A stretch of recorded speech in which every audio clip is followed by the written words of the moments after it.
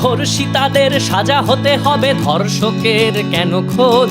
সমাজ বলেছে ঘরে রবে নারী, কেন তারা বের হয় রোজ? কেন প্রতিদিন এখানে ওখানে নারীদের যায় দেখা? কেনই বা তারা সন্ধে বেলায় বের হয় পথে একা? সমাজ বলেছে ছেলেরা এমনই দুষ্টুমিতে ভরা, কেন বোকা নারী ছেলেদের হাতে বারে বারে দেয় ধরা? নিশ্চয়ই তারা ছলনা করে ছেলেদের ডাকে কাছে, পোশাকে আশাকে ঠিক নেই, আরো কত দোষ আরো আছে।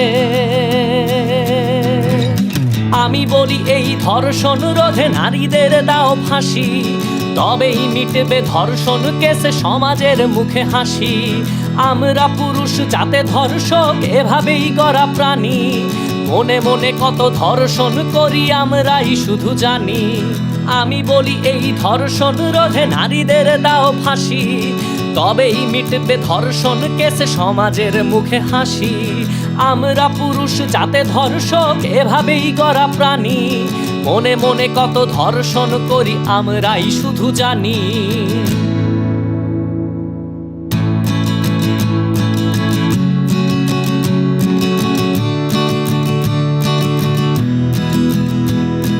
শুধু একটু সাহসের অভাব, তাই পারি না জোরে ধরে নিয়ে যেতে প্রতিদিন আমি যাকে ইচ্ছা করে।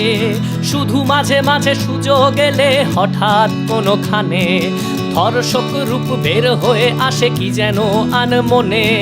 কি এমন দোষ বুঝেই পাই না, এত কেন কথা হয়? বের হয় কেন বেহায়া নারী, কেন নাই মনে ভয়?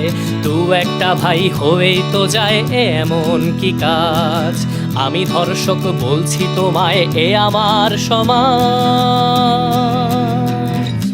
এই যে মেয়ে আর কটা দিন প্রস্তুতি নিয়ে রাখো, তোমার ছেলে ধর্ষক হবে তুমি নিশ্চিত থাকো। তখন তুমি তার পাশে থেকে রক্ষা করো তাকে, ধর্ষিতারই সাজা হয় যেন ছেলে নিরাপদ থাকে। আমি বলি এই ধর্ষণ রোধে নারীদের দাও ফাঁসি, তবেই মিটবে ধর্ষণ কেসে সমাজের মুখে হাসি। আমরা পুরুষ যাতে ধর্ষক এভাবেই গড়া প্রাণী, মনে মনে কত ধর্ষণ করি আমরাই শুধু জানি। মনে মনে কত ধর্ষণ করি আমরাই শুধু জানি। মনে মনে কত ধর্ষণ করি আমরাই শুধু জানি।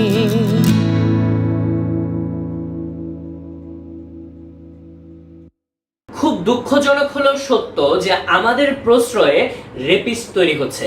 আমাদের বন্ধুদের বেশিরভাগ আড্ডায় হাতে গোনা দুই একজনের কথা বলার মূল টপিকই থাকে নারীদের নিয়ে কুরুচিপূর্ণ অশ্লীল সব কথা বলে মজা নেওয়া। আর আমার আপনার মতো যারা সাধু আছি আমরা এদেরকে প্রশ্রয় দিচ্ছি, এদেরকে কিছু বলছি না। এটা বন্ধ করতে হবে।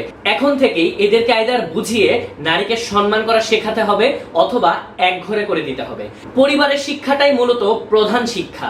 নারীকে সম্মান করানো পরিবার থেকে শেখাতে হবে। আসুন আমরা আজকে থেকে একটা শপথ করি, আমরা যখন যেখানেই থাকি না কেন আমাদের আশেপাশে যে নারী থাকবে সেই নারীর উপর কোনো রকম হ্যারাসমেন্ট, ইভটিজিং কিংবা যে কোনো রকম অপ্রীতিকর মন্তব্য হলে আমি, আপনি, আমরা প্রতিবাদ করব। আমি এখনো বিশ্বাস করি সমাজে বেশিরভাগ মানুষই ভালো মানুষ, কিছু আছে খারাপ মানুষ। আপনি আপনার জায়গা থেকে প্রতিবাদ শুরু করুন। আপনি বিশ্বাস রাখুন আপনার আশেপাশে থেকে আরো 10 জন ভালো মানুষ এসে আপনার সঙ্গে দাঁড়াবে এবং এভাবে একদিন দুই দিন করতে করতে আমরা এক সময় কঠিন প্রতিবাদ, কঠিন রকমের প্রতিরোধ গড়ে তুলবো, যেন কেউ আমার বোন, আমার বান্ধবী, আমার ওয়াইফ, আমার মা কারোর দিকেই বাজে নজরে তাকাতে না পারে।